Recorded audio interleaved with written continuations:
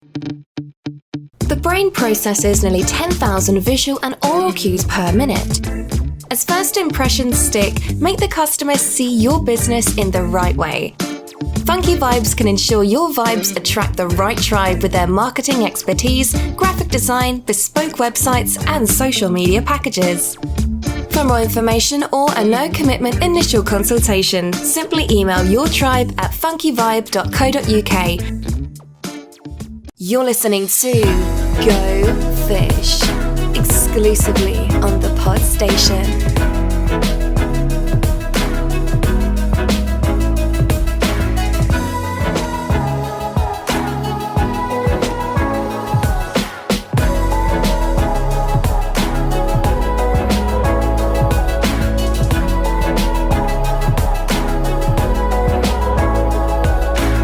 Welcome to episode 44 of the Go Fish Marketing Podcast, where each week we pick a topic, we deep delve and come up with some tips and some suggestions that will hopefully make the most of your marketing budget. My name's Mark Pollard, my business is Funky Vibes Marketing. Joining me are my fellow co-hosts. We have the wonderful Elaine Atherton of To Sum It Up. How are we doing, Elaine? I'm really good, thank you. Very good indeed. Nice to be here with you two lovely gentlemen. Well, spoiler alert there, she's mentioned that there is another lovely gentleman on the line, and so we have the irrepressible Chris Roxburgh of My Marketing Guy. Certainly a better introduction than I usually get, Mark, so that's very welcome. Thank you, Elaine. Yep, good to be here, and looking forward to today's show. Yeah, I can't take credit for the nice introduction. I think Elaine set me up to have to be nice. If I'd have been left to my own devices, it would have been probably the usual insults. Yeah, I was trying to think of a more nice way of describing it, but it is the word. Yeah, let's not beat around the bush. So if you're listening to this and it's number 44, there are 43 other episodes to go and check out. If you visit thepodstation.co.uk/gofish, you can find them all there. You can go on all of the major podcast platforms. Just type in Go Fish Marketing and you will find them. You can subscribe, and then every time the latest episode drops, it'll just download onto your device. It's as easy as that. You can also follow us on social media. We're on all of the platforms, so Facebook, Instagram, Twitter, LinkedIn. Again, if you just type Go Fish in there, you'll find us, and we're regularly posting tips, questions, obviously promos and links to the show. So it's all very simple. We're also now showing providing a visual version of the show on YouTube, although we haven't yet got around to the stage of doing the whole recording it live with faces on display. I'm not sure there's anything I can do to edit that. Yeah, as Chris wipes his brow with relief. Fantastic. Now, the episode we have here is going to be quite interesting because we're going to have three guests. And at the moment of recording this, they're not on the Zoom link. We're going to be piecing this together, or rather, Elaine's going to be piecing this together, which is fantastic news for me because that means I'm not doing it. So, all being well, what we're going to do is we're going to cover the news section that we normally do, have a bit of a chinwag about that, and then we will have the three guests who are going to be doing what, Chris? They're going to be helping explain how they've overcome the last 12 months, how it's affected them, and basically how they managed it and how they go forward from here. Yeah, indeed, Elaine. We've sort of picked three very different businesses who've been affected in a very different way by the pandemic to give people a nice balanced view of the changes that have perhaps occurred.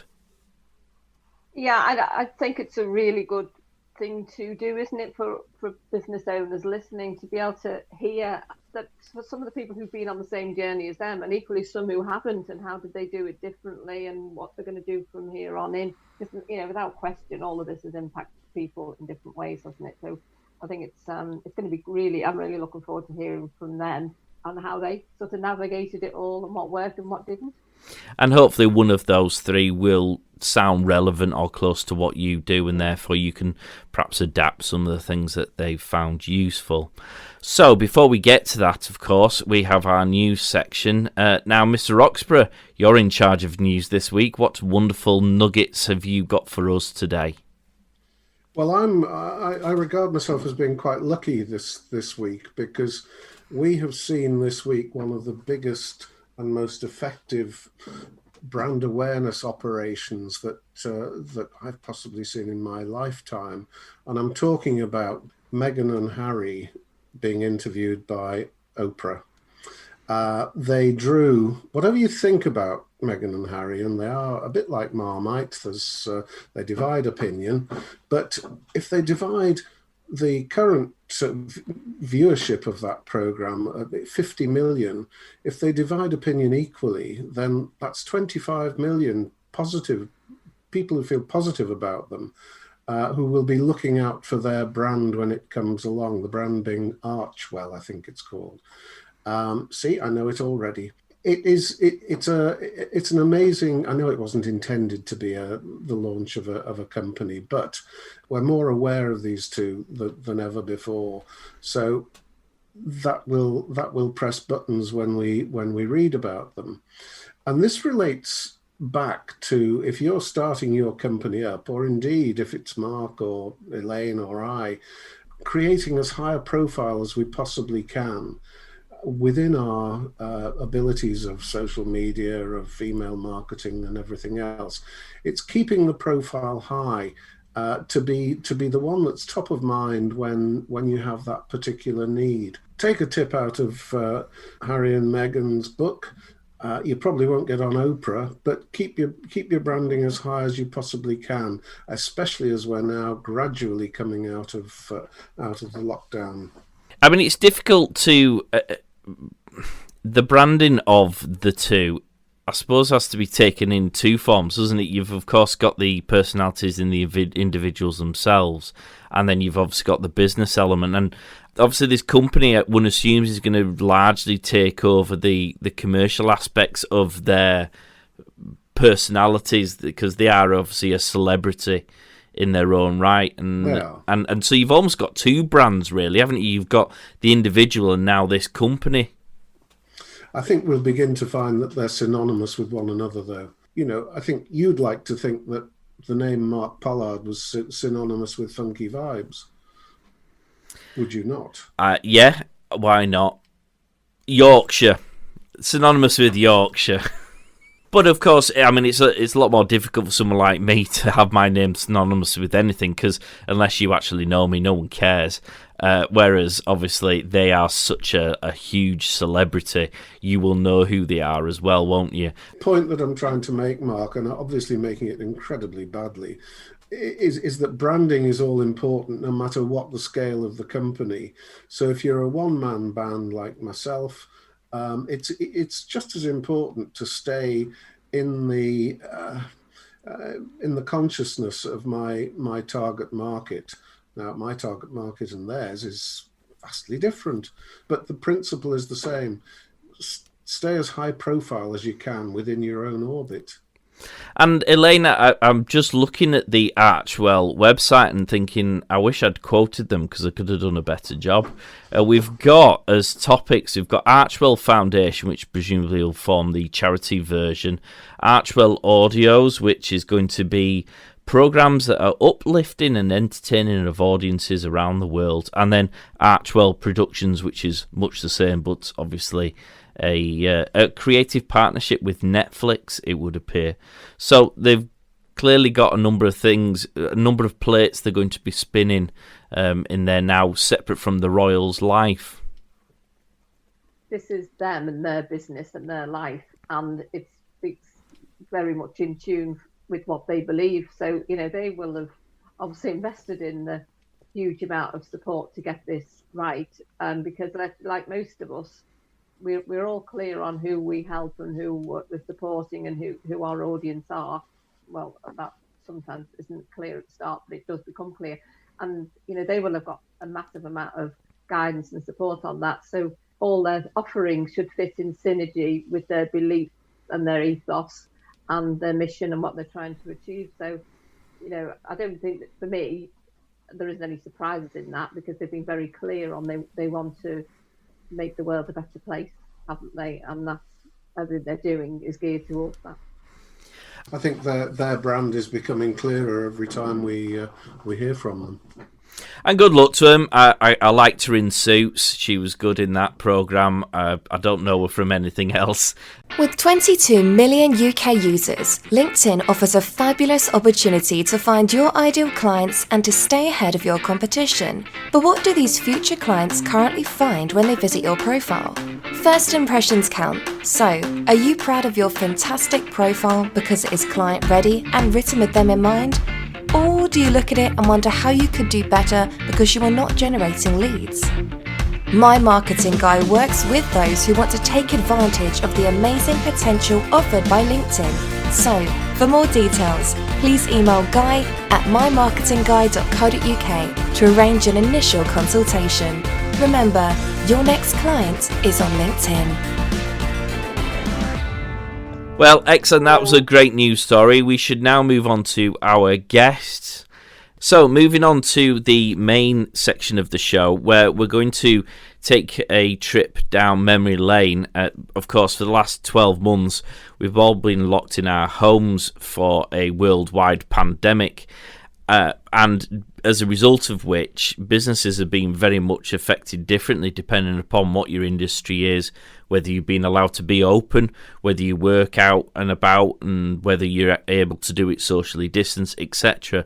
So what we thought we'd do with this show was look at three very distinct businesses, how they've been affected by the pandemic and how they've adapted their marketing strategies to either maximise their success, adapt their business models, or try and minimise the damage that this whole mess has caused. So, Chris, do you want to introduce our first guest, the dashing chap that he is? I would be pleased to. Today, first up, we've got Rob Mcdowell from RM Roofing and Construction. And I first met Rob a few years ago at a networking function that we were both members of. Didn't really have much in common to start with, but got to know Rob over a period of time, as you do in networking groups, and was impressed by the way he approaches the jobs that he does. He insists on high standards. I've seen it. I saw it before he did some work for us, and I saw it very, very close up when he did some work for us. He started off as a roofing company, but now very, very versatile roofing and construction company. I'm very pleased to introduce him. Rob Mcdowell, RM Roofing Company. You are today's first interviewee. I feel like there should be music like the da da da da. So, Rob, do you want to just tell us a bit about what RM Roofing do, and then we'll get bogged down into the questions? Yeah, no problem. Okay, so I'll start from the start, really. So RM Roofing, I first set up in July 2010, and I've grown the business from, as Chris said before, a predominantly roofing company to a roofing and construction company. So we do everything now, mainly from roof renewals, extensions, loft conversions, alteration work, and obviously much more. I've grown the company, should I say, now to 15 employees. And we're looking to, keep building on that slowly. And we also have a lot of subcontractors that work for us as well in other trades. But no, the business is growing well, and hopefully going to keep growing it to the next step. Now, this episode is obviously very much fundamentally around how you've generated work over the course of the worldwide pandemic. So, taking that small slice of the time frame, so from about March of last year, how have things changed for your business? So at the start, I think things, like most businesses, changed quite a bit, because from March we furloughed everybody, whilst I suppose everybody in the world was working out what was going on. What we were fortunate with is the fact that our work is predominantly outside. So with us working outside and being able to keep a 2 metre distance, we were able to come back after 4 weeks of furlough. Granted, there was only part of the staff back, and other people were furloughed for longer, but at least we were able to come back and start working. The workload we had at the time was substantial amount of work anyway, and all those people that were booked in didn't want us to change dates, kept the dates, and obviously we were able to carry out the work safely with following all the COVID rules and restrictions. It did chop and change along the way due to obviously isolation periods for people, things like that. But I suppose obviously every business incurred that last year. But then what I found going along the 12 months from March last year is that everybody's been sat at home, everyone's been looking at the property and spending money on it, which is great for a business like ours. There's a couple of reasons why I think everybody's been spending money on the property. Not only have they been spending a lot of time there, seeing all the things that they'd like to get done, but a lot of people have not had summer holidays now. A lot of people have not had weekends away, evening meals out, those weekends away, the races, all those luxury things that we do in life that all cost money. People have not been able to do. So I feel like those people who have been fortunate enough to stay in work over the last 12 months and keep their jobs have then been spending that extra money on doing up their properties. So that's been a real good point for us, and as well as other construction companies, from electricians to plumbers to plasterers to every other trade that I speak to. If they're good, they're busy. So on a whole, it's been a good year. It's been busy, and it's helped us to progress onto the next step as well with growing the business, because we've now employed office staff, a bigger office, and everything else just to keep everything in line with growing. So it's been a good year. Fab. So, and obviously you've been massively busy there, Rob, and none of this happens by chance, because you very rightly said that if you're good, you've been busy, and I think that speaks volumes, doesn't it?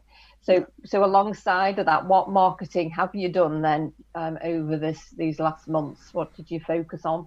Well, it's a good question, actually, because that's something that's been addressed more so for us recently.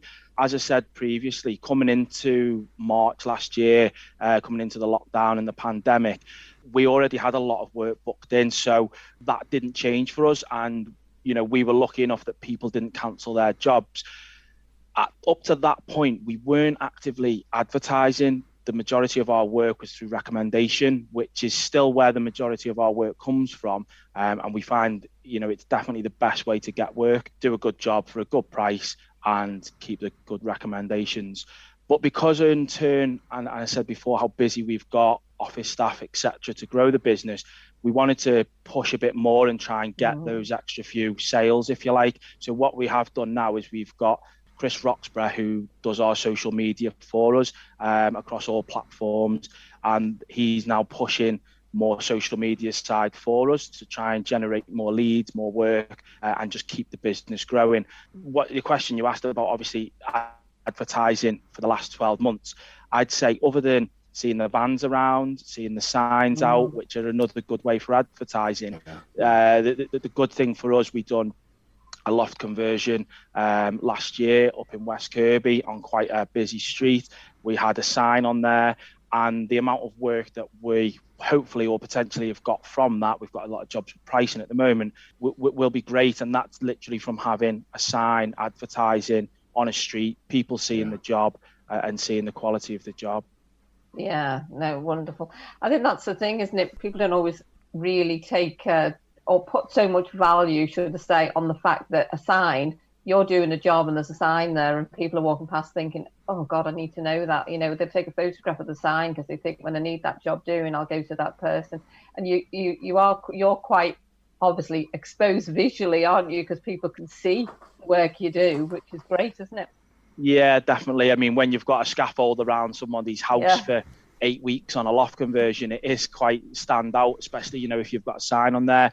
Yeah, so there obviously, there's a lot of almost free advertisement there. But one thing or one bit of advice that I would give to people, it's okay advertising, and we all can advertise, whether you're a good tradesman or a bad tradesman.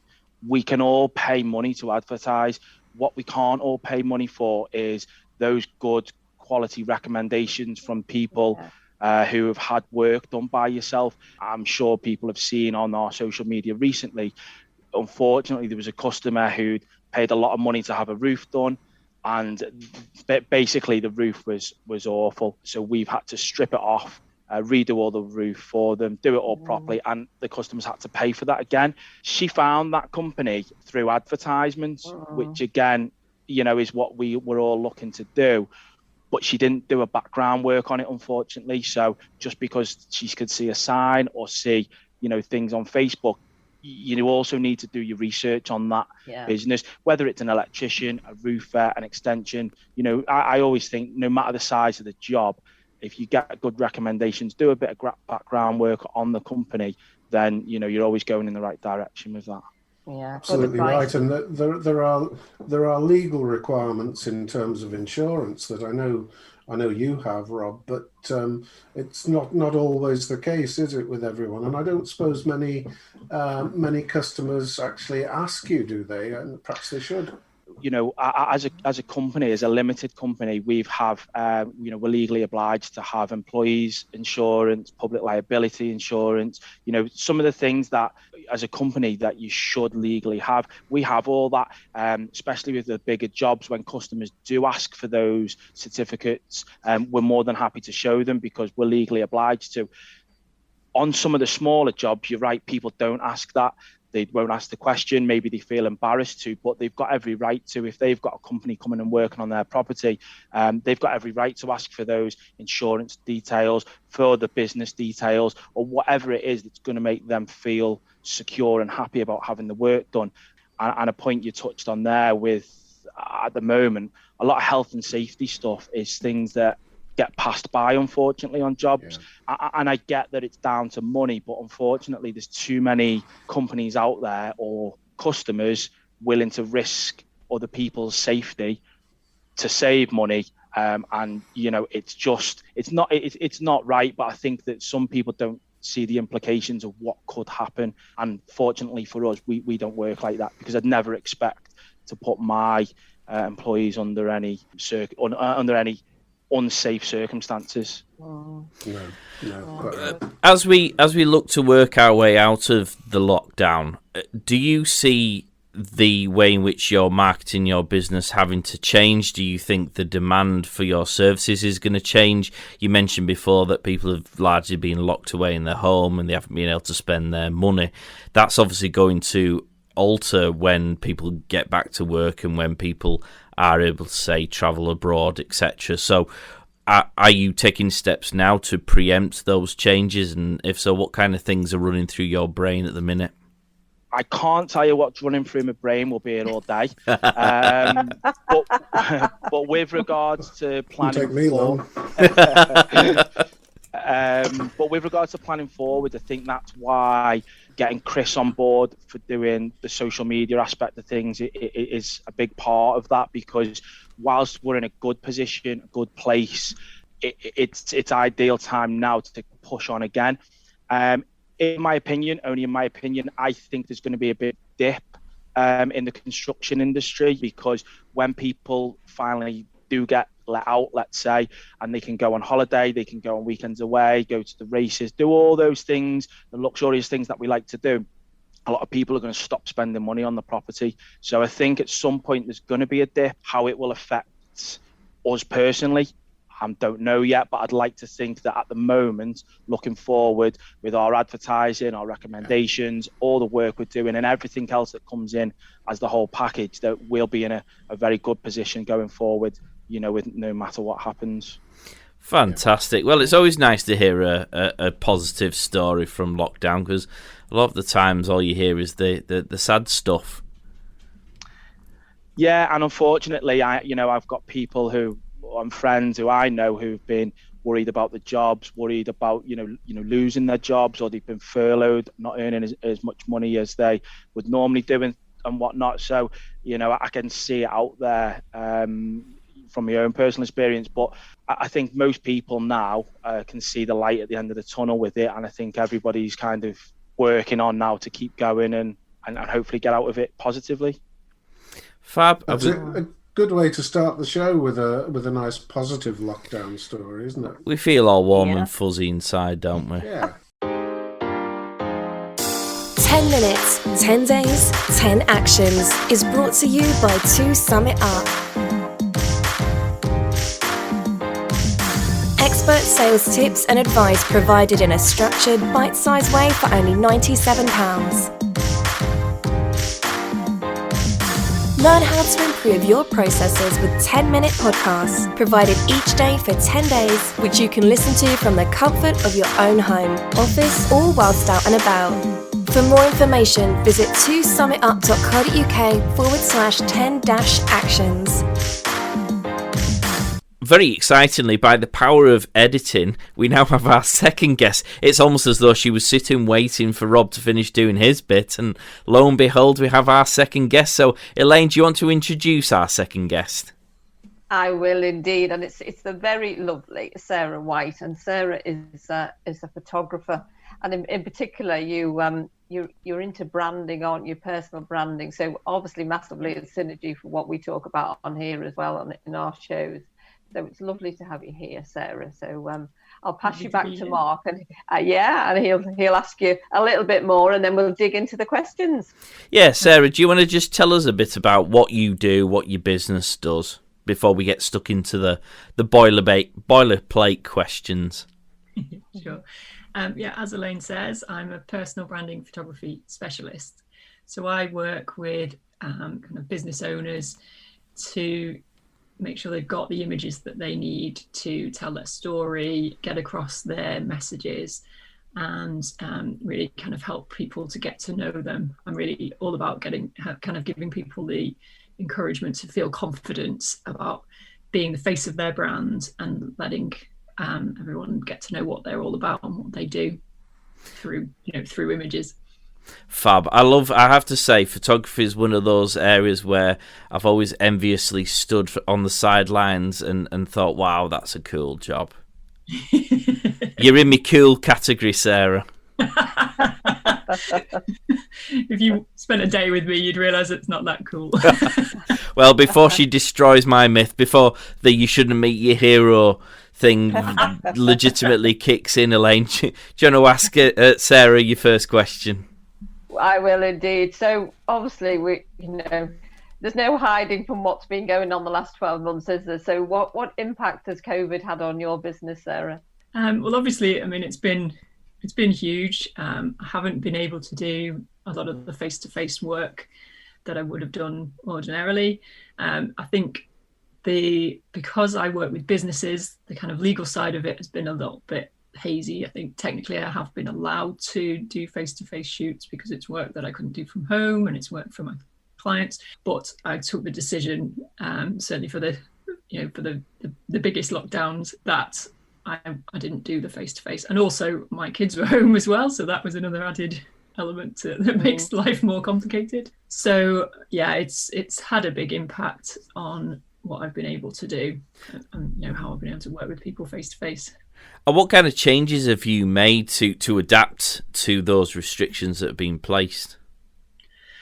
I think I've focused a lot more on marketing for myself and also supporting my clients with their marketing. So making sure that I was staying visible and they were staying visible as well. And there's been a few different ways that I've done that. I've offered brand clarity consultations, so helping people to work out what, if they're feeling a bit lost about what they should be doing for their branding, what they can be doing next. I've offered things like product photography from home, because that's something I could safely do. People could drop them off, kind of contactless. And one of the other quite exciting things that I've been doing is actually offering virtual photo shoots using the wonders of technology and safely getting pictures of people, me sitting at my desk, them in their own homes, and using technology and their mobile phones and my expertise in terms of directing and knowing, the right angles and planning in advance, working out what kind of, giving my advice on what they should wear and what kind of images they need in the first place, and then props and outfits and all of that. So I've been able to get people some really great images that they can use across their social media so that they could stay visible in their marketing. Chris is looking exceedingly uncomfortable at the description that you can somehow make. Both he and I have to take some responsibility here for our lockdown hairdos. I suspect that's probably at the moment. Well, I suspect that's probably been your biggest lockdown challenge, hasn't it? How do you make people who haven't been to the hairdressers for months and months and months come across as their better selves?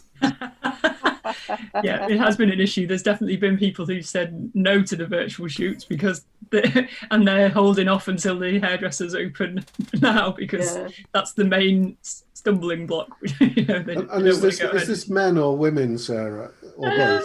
Mainly women. Actually, I haven't traditionally worked with that many men just because of the way it's worked out. Right. So it's but I imagine it's probably an issue for both sexes. I think so. Yes. I have to say, Sarah, I have seen some of the shots that you did on this virtual way. Absolutely incredible. I mean, they were just amazing. Until you actually said how they were done, I would never have realised that. So yeah, gosh, it's what a real arm to your business that is, definitely. Yeah, it's one of those things. I mean, I didn't really anticipate. I was a bit skeptical about how well it could work, but actually the results have been really quite good. I mean, they wouldn't be suitable for a website or anything kind of blown up on a large scale, but because the quality is as good as you can get with a phone camera. But they are great for social media. It's just fresh content. That's what we're all looking for. We all need to be standing out and making ourselves kind of visible, and so they do work really well. Is that a service that you would carry on with when we're hopefully back to something like normal? Yeah, I think there's definitely a place for it. It's one of those things. It's obviously not, as I say, the quality is not as good as face-to-face, and I can't do everything in a virtual shoot that I would like to do myself. But I think it's something that I will definitely carry on including in a package, and it also opens up scope for me to work with people who aren't local, and I was talking to somebody in Edinburgh about doing one, and obviously it could be worldwide. And if I offer like an annual package where people get a number of shoots throughout the year, and it could be that a couple of virtual shoots go into that. They might just want a picture of them in front of their Christmas tree as just something to be sharing, or that kind of thing. I definitely think it's something that I will continue offering as a kind of add-on. Chris, do you want to ask your question? Coming out of lockdown, what do things look like for you? Do you envisage changes? Do you envisage being less busy, more busy, different busy? What might it be? Are you going to change your marketing strategy? Ooh, good question. I think it's going to be busy. I think in terms of my marketing, I'm definitely talking a lot about the fact that now is the time to get planning, get out there. I think business generally has probably changed quite a lot. That a lot of people have gone online, and I think they will carry on doing that. So we do need to be making ourselves stand out, because there's it's such a crowded marketplace. So I will be talking about that a lot. I will obviously be going back to face-to-face shoots as soon as I can, probably later this month and next month. And I've got various things that I had booked in that have been postponed. So it's going to be busy. But I think there's also a lot of people who've had some time to think about, their branding and what they need to be doing. So I think there's going to be lots of people who do want to get in there and get shoots once they can get their hair done. And I suppose if people wanted to get in touch with you and find out more about what you do and about the business itself, how can they get in touch? I'm on all the usual platforms. Facebook, Sarah White Photography Chester. I'm on Instagram as Sarah White Photos. LinkedIn. My website is www.sarahwhitephotography.co.uk. I'm probably fairly easy to find, and always welcome any new inquiries or just having a chat with anyone. about what they might need, because it's not always, people don't always feel very comfortable getting in front of a camera, but I'm here to support them, particularly with their new post-lockdown hairdos. Yes. And I think we're all going to feel a bit strange even seeing other people, aren't we? Well, I put on a pair of pants that wasn't lazy home comfy pants for the first time yesterday, and they didn't fit as well as they used to do. So I might have to go and get a new wardrobe when we walk out of lockdown. Yeah, well, I don't think you'll be the only one. I went on the scales, Mark, and you've no idea how much hair weighs.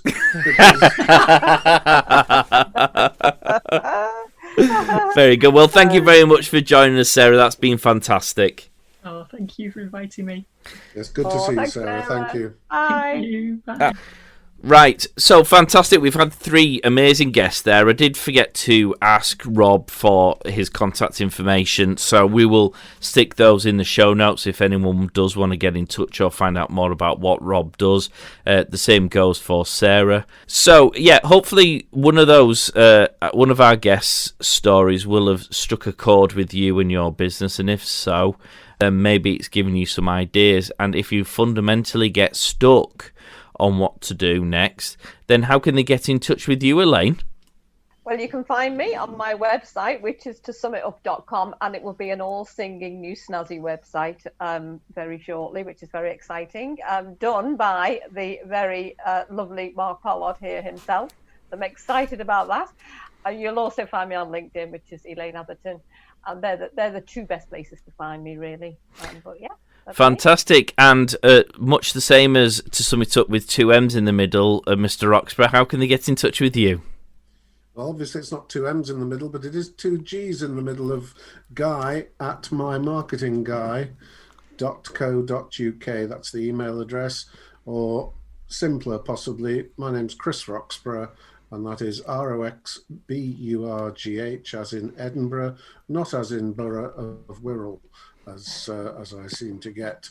But you can find me on LinkedIn if you'd like to put that correct spelling in. If you don't, you won't. And there you go. That's how it will be. If you want to find us, go to funkyvibes.co.uk. You can get links to all the social media platforms. There's a contact form on there if you want to get in touch. And if you want to find me, if you just go to LinkedIn and find Mark Pollard.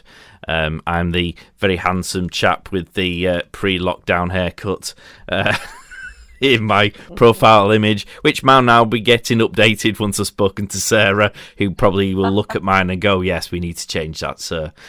So fantastic. Hopefully you've enjoyed the show. Hopefully you've got something from it.